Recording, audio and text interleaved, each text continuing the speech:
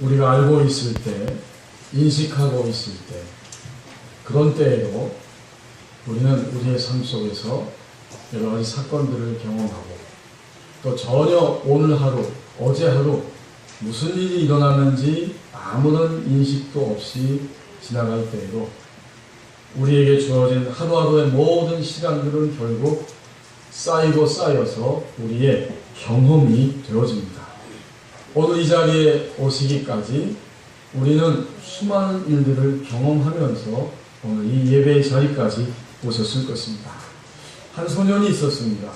그가 11살이 되었을 때 그는 그의 가정에 골칫거리가 되었습니다. 문제아가 된 거죠. 방을 청소해라. 또 저녁 식사 시간을 잘 지켜야 한다. 이것이 가장 실천하기가 그에게는 굉장히 힘이 들었습니다. 또 연필을 자주 입으로 물어뜯다 보니까 그의 어머니와 심하게 싸우기도 합니다. 근데 그의 아버지는 변호사였습니다. 그의 가정은 좋은 그런 환경을 가지고 있었습니다. 그는 얼마든지 그 좋은 환경에서 좋은 습관과 행동을 가지고 살 수 있었지만 11살의 그 소년은 그런 좋은 삶을 결코 살지 않았습니다. 훗날에 그의 누이가 그를 회고하면서 내 동생은 성질이 아주 더럽습니다. 이렇게 회고를 했습니다. 12살이 되었을 때 함께 가족들이 식탁에 둘러 앉았는데 어머니하고 심한 언쟁을 벌이고 있습니다. 참다 못해 아버지가 컵에 든 찬물을 얼굴에 확 끼어 얹어버렸습니다. 부어버린 거지. 그 순간 그는 굉장한 충격을 받고 샤워시켜주셔서 감사하네요 라고 냉소적인 말 한마디를 던지고 그대로 방으로 돌아가버리고 말았습니다. 이날 이후부터 이 소년은 아무 말도 하지 않고 학교에서 집에 오면 방에 처박히고 밥만 가만히 먹고 자기 방 속으로 들어가 버리고 맙니다. 견디다 못해 부모가 아이를 데리고 병원에 찾아갔더니 그 정신과 의사 선생님이 상담하면서 이야기를 다 듣고 있습니다. 이 소년이 말합니다. 저는 지금 정신이 이상하고 깨어진 자가 아닙니다. 나는 부모와 전쟁 중에 있습니다. 상담이 끝나고 부모에게 충고합니다. 감독을 좀 더 완화시키고 이 아이에게 자유를 더 많이 주어야 합니다. 마침 이제 학교를 사립학교로 옮기게 되었는데 이 아이는 열심히 공부하기보다는 오히려 백과사전을 탐독하고 또 컴퓨터에 열심히 열중하는 아주 남다른 이상한 학습 형태를 보여주었다고 합니다. 결국 그의 이런 모습이 인정이 되어서 다행스럽게도 미국의 최고 명문대학에 입학을 했는데 학교를 다니다가 그만 나는 개인 사업을 해야겠다 하고선 학교를 그만두고 뉴멕시코주로 떠나갑니다. 이 사람이 누구일까요? 그는 바로 이 시대 세계의 최대 부자의 반열에 서 있는 그 마이크로소프트사의 빌 게이츠입니다. 그는 부정적인 경험을 했고 부정적인 상황이 있었지만 그것을 긍정적으로 바꾸어서 오늘날 여전히 생산적이고 또 행복한 삶을 살아가고 있다고 합니다. 우리의 모든 하루하루의 삶은 쌓이고 쌓이면 경험이 됩니다. 아니, 사실 모든 것이 다 우리에게 뭔가를 가르쳐주고 있는 경험이죠. 더더욱 우리 그리스도인들은 믿음을 경험하는 생활입니다. 우리가 주님을 믿고 난 다음에 우리의 하루하루의 생활은 점점 믿음의 길로 가야 하는 경험이고 믿음의 길을 경험하는 시간입니다. 하나님께서 오늘 우리에게 주신 본문 말씀에 보면 우리가 매일 경험하는 것이 무엇인가를 보여줍니다. 주님의 백성 된 이후에 우리는 믿음의 길로 가는 진정한 경험이 있는데 그것이 무엇이냐 하는 것을 우리에게 말씀합니다. 35장 1절 말씀을 보십시오. 우리 그리스도인의 모든 경험은 유월절 경험입니다. 요시아가 예루살렘에서 여호와께 유월절을 지켰다. 이렇게 오늘 말씀해주고 있습니다. 요시아 왕 때에 유월절을 다시 지키기 시작했다는 거예요. 요시아의 아버지였던 므낫세 55년 동안 통치하면서도 유월절을 지키지 않았고, 북쪽 이스라엘과 남쪽 유다의 여러 왕들이 히스기야 왕을 제외하고는 결코 유월절을 지키지 아니하였는데, 오늘 본문에 보면 요시아 왕이 다시 유월절을 지키는 장면을 보여주고 있는데, 그 동력이 무엇인가? 그것은 앞에 34장에 쭉 나오는데요. 성전이 퇴락해서 무너졌는데 성전을 수리하다가 거기서 하나님의 율법책을 발견했습니다. 율법책을 낭독해서 쭉 듣다가 보니까 요시아는 그 자리에서 옷을 찢으면서 회개하며 통곡합니다. 우리가 오늘 이렇게 된 것은 하나님의 율법의 말씀을 지키지 않았기 때문이다. 그리고 우리가 그 율법을 따라서 또한 유월절을 지키지 않고 살아갔구나 하면서 백성들에게 유월절을 지키라고 명령하고 왕이 친히 유월절을 지킵니다. 여러분 그 앞에 조금 올라가서 보시면 34장 31절 말씀에 왕의 결단이 나옵니다. 34장 31절 왕이 자기 처소에 서서 여호와 앞에서 언약을 세우되 마음을 다하고 목숨을 다하여 여호와를 순종하고 그의 계명과 법도와 율례를 지켜 이 책에 기록한 언약의 말씀을 이루리라 하고,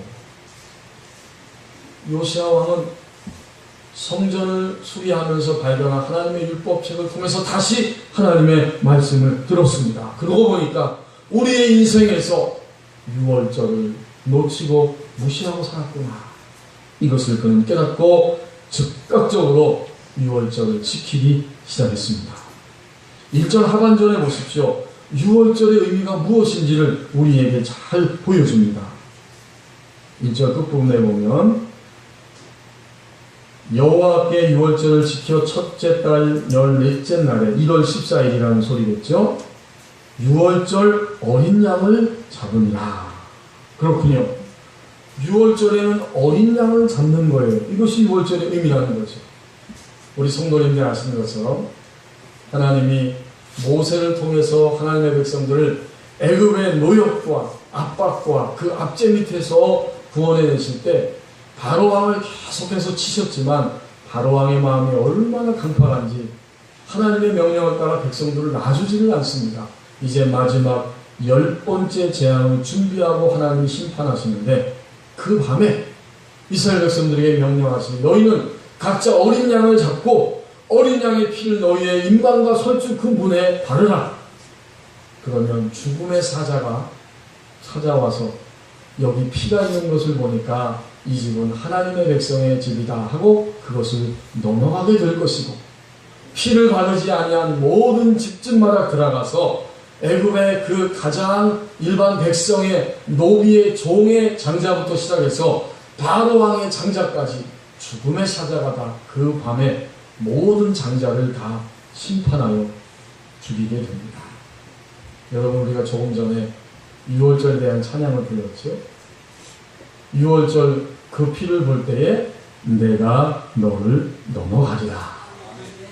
유월 넘어가는 거예요. 패스오버 넘어가는 것입니다. 죽음의 사자가 피를 보고서 넘어가게 되고, 피를 바르지 아니한 일반 모든 애굽의 백성들의 집에는 장자가 죽는 그런 심판의 역사를 그 밤에 행하셨습니다. 그러고 보면 유월절은 어린 양이 반드시 있어야 했고 그 어린 양의 피가 뿌려져야 했고, 드디어 유월절은 무슨 날인가 보았더니 해방과 자유와 구원을 경험하는 날들입니다. 이것이 1년에 한 차례씩 지켜지다가 중단이 된 거죠. 요시아 왕은 다시 그 의미를 깨닫고 하나님 앞에서, 백성들 앞에서 유월절을 지켜가기 시작합니다. 여러분, 우리 그리스도인의 경험은 이것입니다. 1년에 한 차례가 아니라 우리는 매일매일 우리 안에서 주님을 믿고 난 이후에 우리 안에 경험되는 것이 바로 유월절의 경험입니다. 그 어린 양의 피는 이스라엘 백성들만을 위한 6월절 어린 양의 피였지만, 그러나 이것은 온 인류를 구원과 해방과 자유로 인도하시겠다는 하나님의 의지의 표현입니다. 그래서 여러분, 사도 요한은 성령의 감동을 따라서 요한복음을 기록하면서 1장 29절에서 이렇게 증거하고 있습니다. 이튿날 요한이 예수께서 자기에게 나오심을 보고 이르되 보라, 세상 죄를 지고 가는 하나님의 어린 양이로다. 6월절의 어린 양의 말씀을 요한은 그 순간 깨닫고 나서 즉시로 성령의 감동을 따라서 외칩니다. 저 예수님을 보라, 세상 죄를 지고 가는 하나님의 어린 양이로다. 과거에 6월절에 피를 흘렸던 그 어린 양은 온 세상 죄를 지시고 인류를 구원과 해방의 구원의 길로 인도하기 위하여 피를 흘리는 하나님의 어린 양 예수 그리스도를 의미합니다. 여기서 6월절 어린 양의 의미가 완성이 되었습니다. 이제 예수 그리스도의 이 피 흘리심은 우리에게 경험이 됩니다. 무슨 경험이 될까요? 예수님의 피 흘리심을 보면서 우리는 자신의 죄에 대하여 죽고 이제 하나님의 의를 따라 살아가는 새로운 백성으로 살게 되었습니다. 이것이 우리에게 있어서 6월절의 경험입니다.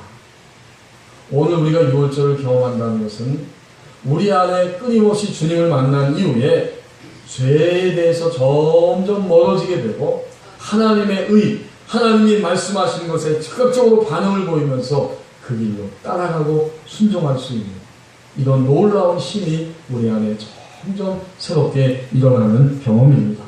이것이 바로 6월절을 경험하고 사는 그리스도인의 경험입니다. 우리가 익히 알고 있는 성 프란시스가 자기 고향에 집에 있을 때에 하인이 어느 날 물을 우물에서 길어 올리는 것을 보면서 그는 아주 이상하게 생각했습니다.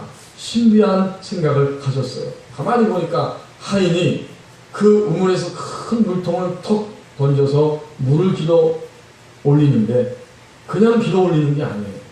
거기에 반드시 조그만 나무 토막을 하나 턱 던집니다. 그리고 나서 물통을 들어서 바깥으로 올리는 거예요.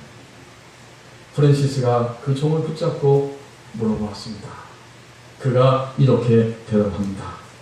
만약 이 물통을 그대로 들어 올리면서 계속해서 물이 요동치면서 흘러 넘칩니다. 그러나 나무 토막을 거기에 던져 넣으면 물이 흔들흔들거리고 요동치는 것을 방지할 수 있고 더 많은 양의 물을 이 물통을 통해서 기를 수가 있습니다.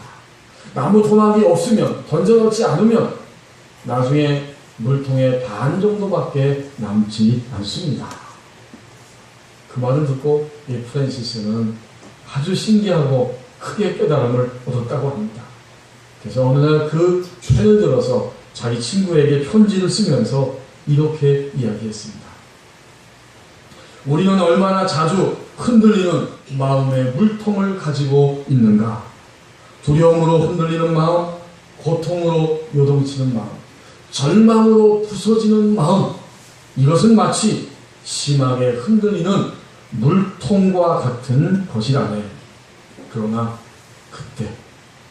그때 바로 거기에다가 십자가라는 막대기를 던져보게 라고 편지를 썼습니다. 여러분, 우리 마음이 얼마나 요동을 많이 칩니까? 우리는 주님을 믿고 난 이후에도 사실 너무나 감정적으로 많이 치우칠 때가 있어요. 응? 기분 나쁘면, 마음이 뒤틀리면, 감정이 상하면 우리는 안 해버립니다. 감정이 상하면 모든 것을 포기해버립니다. 이 감정에 따라서 좌우되는 우리 그리스도인의 모습이에요. 또 우리는 생각을 잘 다스리지 못합니다. 수많은 생각과 공상들이 우리 마음을 휘젓고 다닙니다. 여러분, 한 주간 동안에 어떤 생각에 의해서 마음이 휘둘렸습니까? 주님의 말씀의 기준은 너무나 분명하지만 말씀은 말씀이고 나의 감정과 기분은 기분이고 내 생각과 공상은 공상이야 이러면서 심하게 요동하면서 말씀의 기준과 관계없이 이렇게 우리의 생활을, 시간들을 보낼 때가 너무 많이 있습니다. 유월절의 경험은 바로 그 지점에서 우리의 경험이 되어야 합니다. 바로 그때 예수님께서 흘리신 그 십자가의 피는 우리에게 감정을 다스리게 하고 우리의 망상과 각종 두려움과 요동치는 마음들과 허망한 생각들을 점점 다스려서 주님의 말씀에 복종시키게 합니다. 이것이 바로 그리스도인이 된 이후에 경험하는 유월절의 경험입니다. 어린 양의 피가 우리 삶 속에 적용될 때 우리는 그런 모든 요동치는 것들을 하나씩 하나씩 제어하고 마침내 주님의 말씀의 기준을 따라서 다시 한번 새롭게 우리의 인생을 출발할 수 있습니다. 그때 거기에 자유가 있고 해방이 있고 구원의 능력이 나타납니다. 물론 여기는 하나의 전제 조건이 있죠. 우리가 요동치고 흔들거리고 생각이 우리를 막 휘젓고 다닐 때, 순간적으로 우리 안에 많은 것들이 밀려올 때 우리는 절대적으로 주님의 말씀을 붙들어야 합니다. 우리의 의지가 그 말씀에 동의하고 내가 그렇게 행하겠노라고 의지를 드려야 합니다. 그러면 신비하게도 그 주님의 십자가의 능력이 우리 안에 임하게 되고 자신을 제어할 수 있는 놀라운 은혜를 베풀어 주십니다. 이것이 경험이에요. 제가 요새 보니까 우리 교회 장모님도 또 우리 교우 집사님들도 벌초를 하러 다녀오셨어요. 추석은 아직 한 주간이 더 있어야 되는데 이 대한민국의 많은 사람들이 너무나 교통이 복잡하니까 추석 명절 되기 한 3주 전에 또는 2주 전에 아니면 일주일 전에 벌초하러 갑니다. 벌초하는 그 마음은 어떤 마음입니까? 우리가 우리의 인생을 정신없이 막 살다가 명절이 되면 우리 마음 가운데 부모님이 생각이 나죠. 부모님은 자식의 마음에 늘 있습니다. 아무리 바쁜 세상이고 화살같이 신속하게 그렇게 지나가는 우리의 인생이지만 우리 마음속 중심에는 늘 5년 전, 10년 전, 20년 전, 30년 전 부모님이 돌아가셨을지라도 우리의 이 중심 속에는 늘 부모님이 살아있습니다. 그래서 이 바쁜 시대에도 모든 일들을 잠깐 제쳐놓고 부모님을 기억하는, 부모님을 존중히 여기는 벌초를 행하고 있습니다. 이것이 대한민국 사람들, 많은 우리 자식들의 실제적인 경험입니다. 살아있는 경험이지. 우리가 매 순간 6월절 어린 양 되시는 예수님의 십자가를 기억하고 우리의 환경이 어느 곳에 있든지 간에 거기에 바로 주님의 십자가를 적용할 때 내가 오늘 이 죄를 나사렛 예수 그리스도의 이름으로 거절합니다. 이렇게 마구 흔들리는 나의 공상과 복잡한 생각들과 끌어오르는 이 감정을 나사렛 예수 그리스도의 이름으로 나는 제지시킵니다. 라고 고백하고 적용할 때 거기에 구원과 해방과 자유의 능력이 역사합니다. 이것이 바로 유월절 경험입니다. 살아있는 실제적인 유월절의 경험입니다. 우리가 이런 경험을 하면 한 번, 두 번 그 경험이 쌓일 때마다 이제는 점점 자신과 육신과 세상과 본능을 따라 행하지 아니하고 주님의 말씀을 점점 더 선택하고 순종해 드리는, 따라가는 놀라운 이런 행복과 자유가 우리 안에 점점 쌓여질 수 있습니다. 이것이 바로 오늘 1절에서 말씀하고 있는 유월절의 경험입니다. 이것이 믿음의 길로 가는 경험이죠. 여러분 이제 2절 말씀을 보십시오.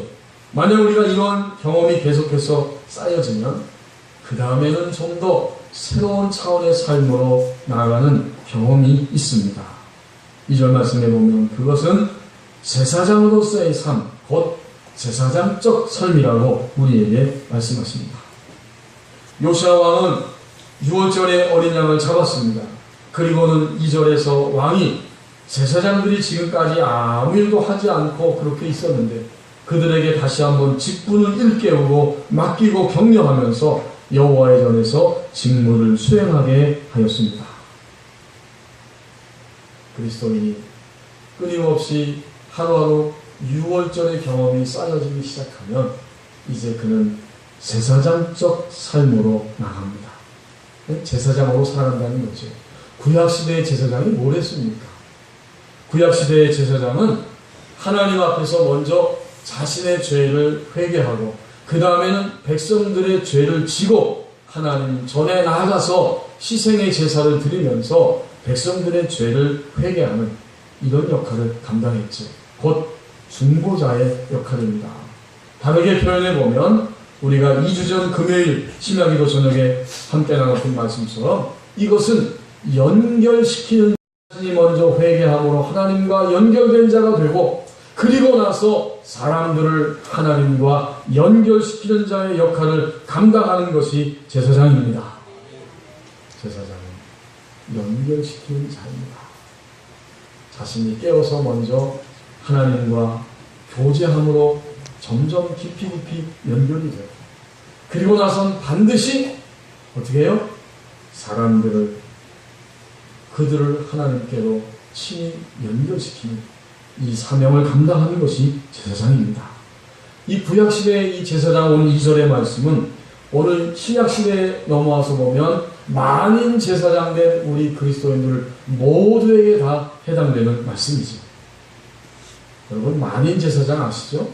얼마 전에 교황이 한국 땅을 밟아서 많은 사람들이 교황을 칭송하고 교황에 대해서 참 좋은 감동을 많이 받았습니다. 우리가 카톨릭에 대해서 이렇다 저렇다 비판할 처지는 지금 현재 한국에서 개신교가 참 부끄럽기 때문에 그렇게 제대로 비판할 수는 없을 것입니다. 공개적으로. 그러나 그것은 극적 몫으로 남겨둔다고 할지라도 하나님과 우리 사이에 유일한 중보자가 되신다는 것은 누구입니까? 예수 그리스도이십니다. 인터넷에 댓글을 달았는데 이 프란치스코 교황이 와서 끊임없이 이 모습 저 모습 보면서 오늘 이 쓰라린 한반도 땅에 많은 감동과 또 많은 그런 유익을 주었습니다. 근데 거기 딱 한마디 이런 댓글이 있었습니다. 누군가 다른 거죠. 그런데 카톨릭은 교황만 보이고 교황은 보이는데 예수님과 하나님은 안 보이네? 그렇습니다, 여러분. 우리는 진정으로 하나님 앞에서 유일한 중보자는 교황이나 어떤 인간이 아니라 바로 예수 그리스도 한 분이십니다. 그래서 그 의미가 바로 예수님 십자가 지실 때 그 성전 안에 있던 휘장이 위에서부터 아래까지 갈라지면서 이제는 예수 그리스도 이름으로 누구든지 하나님 앞에 당당하게 나아감을 얻었습니다. 그런 측면에서 너도 나도 영적 신분이 다 제사장이 된 것입니다. 이 제사장은 뭐하는 사람이냐? 이제는 내가 먼저 회개하고 하나님과 늘 연결된 자가 되어야 합니다. 여기까지만 하면 안 돼요. 오늘 어떤 사람들은 자기 자신만의 세계에 고립되어서 내가 은사 체험했고 내가 성령의 음성 들었고 내가 이런 기적을 경험했고 이렇게 자기 세계 속에 빠져있는 사람들도 있어요. 아닙니다. 제사장은